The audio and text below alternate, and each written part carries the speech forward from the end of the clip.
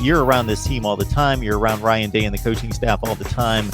Certainly, we from a distance get what Ryan had to say in regards to the postgame comments, which were very measured, but he obviously was angry, as he put it, using his words, mad about the officiating. He didn't put it in those terms to direct it in that way, but again, you were around the players after the game. That locker room had to be just devastated.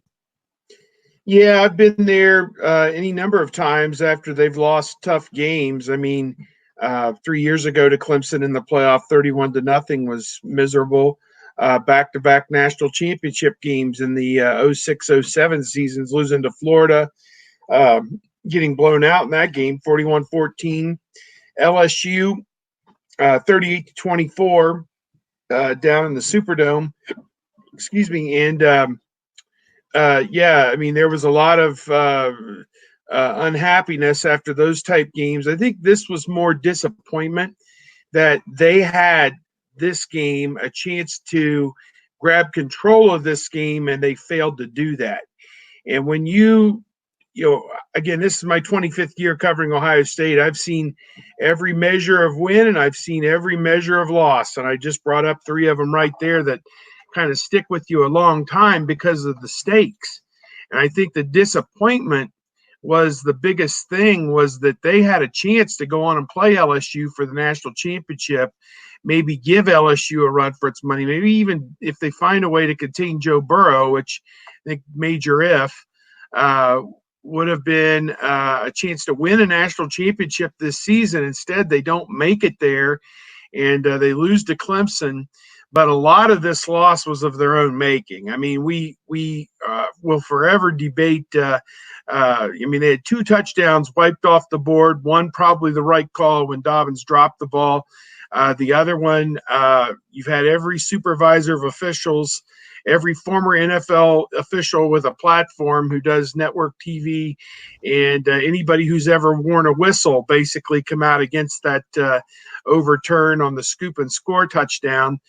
And also the play where they buzzed down and took Shaun Wade out of the game for targeting.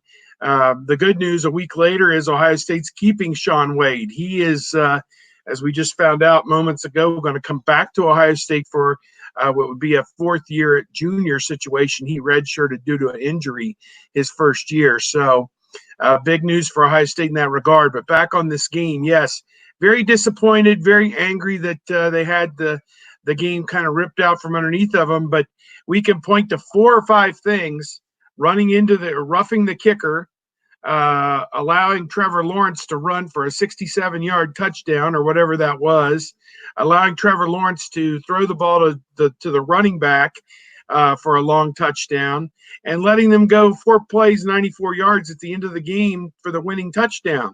That's all on Ohio State. So, you know, when you think about it in the final analysis, yes, some calls went against them, but they missed the opportunity to put that game in their hip pocket midway through the second quarter and ride it out from there. I think if they had gotten the lead out to 24 or 28-0, I don't think Clemson's coming back from that. Yeah, so if we look at these plays that made the difference in the football game, and again, so my take on it was that I couldn't point to any one of those, I'll say 4 plays. You had 4 controversial plays. You had the strip for the fumble touchdown. You had the roughing into the kicker, or running into the kicker, roughing the kicker.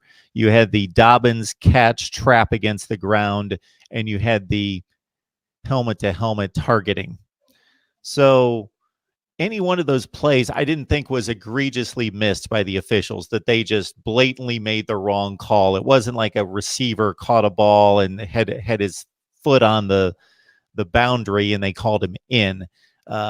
They made a judgment call on all of them, and it wasn't a poor call. It was just that there were 4 game-changing calls, and there are good calls and bad calls made on either side on every game. We could go through pass interference. It could be called almost every play of the game, and offensive line holding could be called almost all the time, and you can go back and forth. So each team in any game has calls go against them and for them. But we're talking about 4 plays that directly put points or took points off the board, and all 4 went against Ohio State. So I have an issue with the running into the kicker versus the roughing the kicker. I had an issue with that one in regards to, again, just understanding the magnitude of the game and saying, okay, we are taking a possession away from Ohio State. We are giving Clemson a possession. Can we maybe make a regard here that we're just going to call it and keep what's happened on the field in play and not change a drive here? And then if they run into the kicker again, maybe we'll pull the trigger and call it.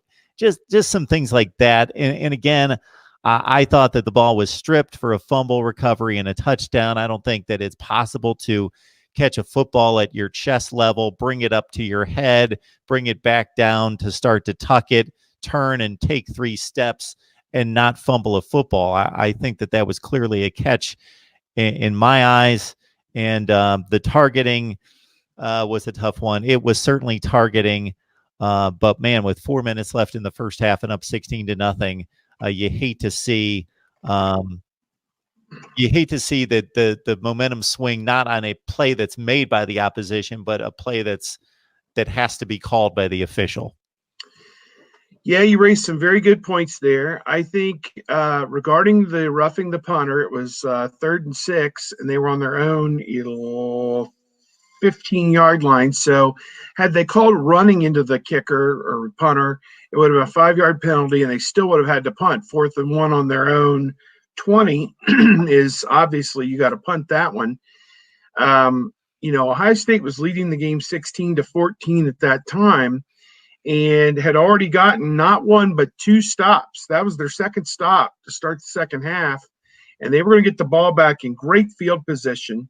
In fact, when the play ended, they were getting the ball at their own 44 after a fair catch and would have had a chance to extend the lead. And I think that is, if there was one area where Ryan Day, as a rookie head coach, maybe made a mistake, it was in that decision, because they tried to win the game with 7 minutes and 54 seconds to go in the third quarter, where they just needed to play safe punt, fair catch the punt, and go score. That's what they needed to do. I don't know if they saw something susceptible on Clemson that a punt could be blocked. I don't have Clemson stats in front of me if they even had one blocked all season. I don't know.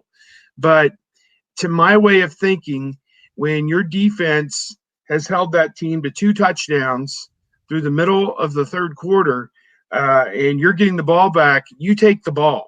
So I think that was a major, major mistake by Ryan Day right there, to be aggressive in that instance. I know it's in his nature to be very aggressive, but there's also a chance and a time where, you take the football, and they made a calculated risk there, and it did not pay off.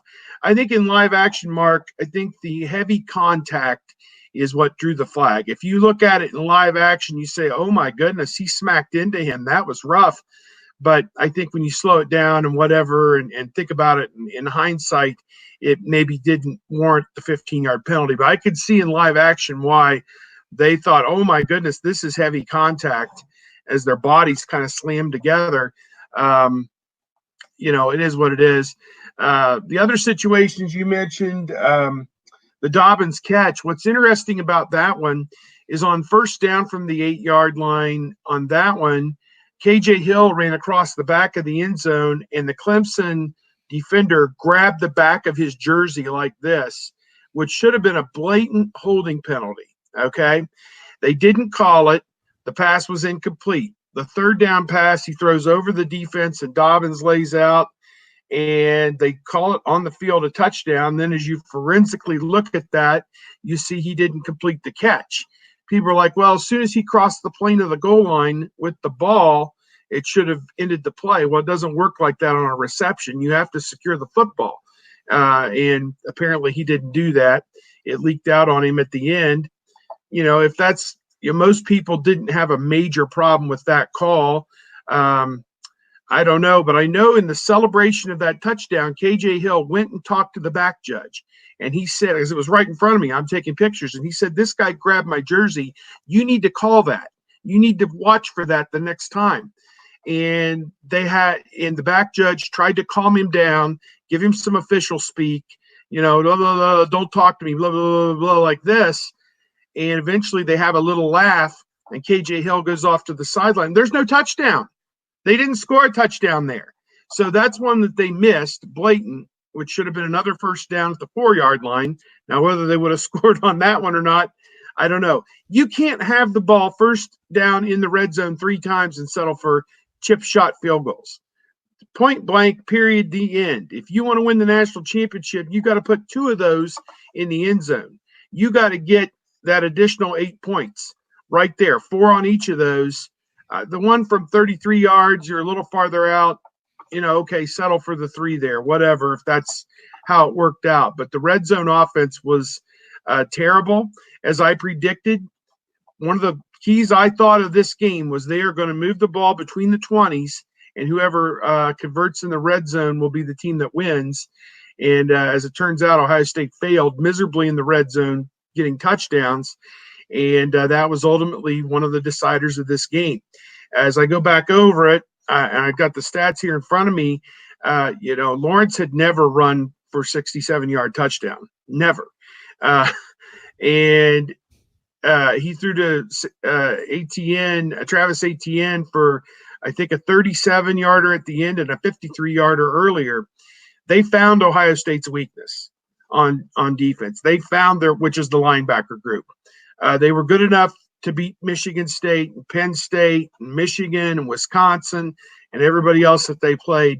But when they got into a track meet situation, even Urban Meyer after the game remarked, I didn't know that Trevor Lawrence could do that. Talking about his long run where the linebackers couldn't get off blocks, flailing to get off blocks, and Baron Browning running, 5-10 yards behind him. He's running away from Baron Browning, who is supposed to be one of your better athletes. So, it is what it is. Give them the credit. They made great plays. Again, 2 passes to the running back, who, note to the Ohio State defensive brain trust, was an eligible receiver in this game. I kind of go back. I always joke about Schiano and the Iowa tight end. He forgot he was an eligible receiver in that game in Iowa City, and was it Fant and the other guy had like 4 touchdowns in that game. Yep. Yeah, just ridiculous. And again, the running back, they couldn't line up and run the ball in Ohio State. They didn't do that. The conventional running game was not there. Give Ohio State all the credit in the world, the front 7, for just stoning ATN and never giving them that opportunity. Clemson overcame that. They found another way to attack Ohio State, and give Lawrence his due. He's a national champion quarterback. They played like the defending national champions. They played like they didn't want to give up the crown, and now they're going to go play for it.